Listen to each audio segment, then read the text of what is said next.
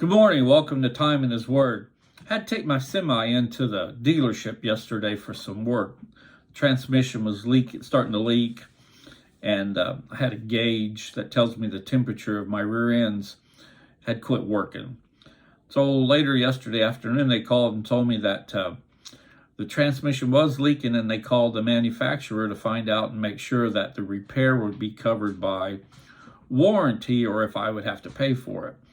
And it doesn't matter one way or the other, the repair on the transmission has to be made because I cannot afford to have it leaking fluid because I could eventually burn the transmission up, and transmissions in a semi are not cheap at all. And then the other problem, the gauge, was just a matter of a plug had broken, so they ordered a new plug. But it got me to thinking about John, the 3rd chapter. The first 20 verses or so.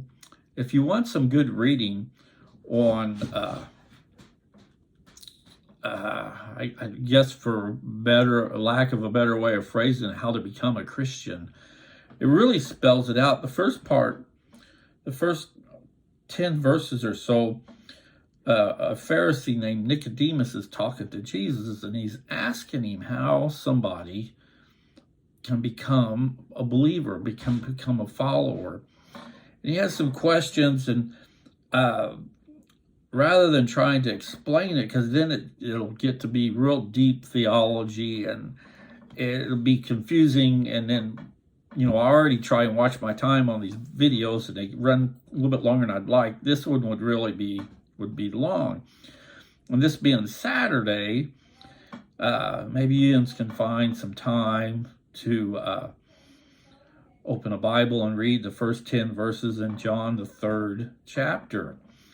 And another thing is, even if you are a believer, sometimes it's good to go back and just look and reread the basics. Just like in sports, the majority of the time, professional athletes will spend a large portion of the week or a large portion of a day of their week just working on the fundamentals of the game. Because if you have the fundamentals down of a sport you're playing, the rest of it is easy. But if you don't have the fundamentals down, then the game is hard to play.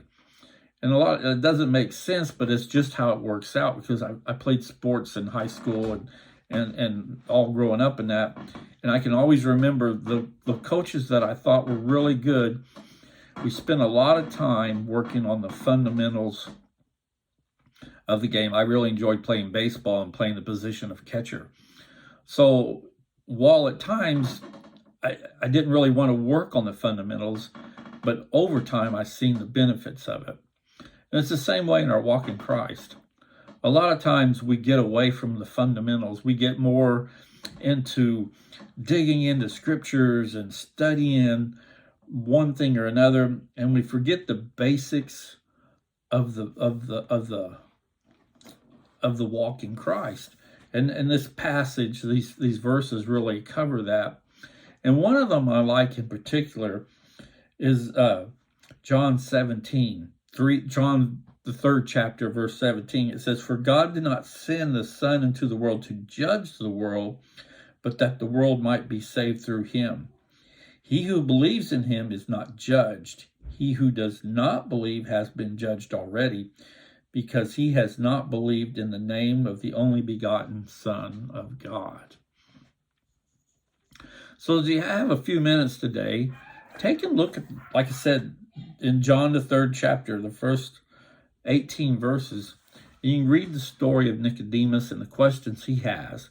Now remember, Nicodemus at the time was a Pharisee, and these were the guys that they were the educated ones.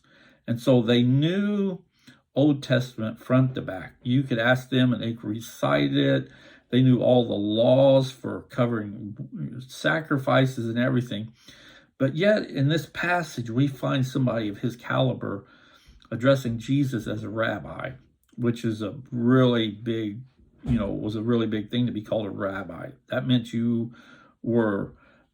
Nicodemus was acknowledging him, Jesus, on the same level that he was. But Nicodemus sees comes to see him in the darkness of the night, so nobody knows that he's visiting with him.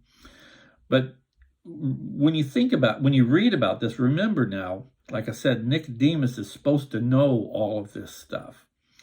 And while Jesus gets onto him for his lack of knowledge, it's not so much his lack of knowledge as his lack of understanding the basics of Christianity. And so that's why I said earlier that a lot of times we need to get back and just read the basics of what we're studying, what we are, to strengthen our core belief. And that's what I've done this morning by, I've read through this before I made this video.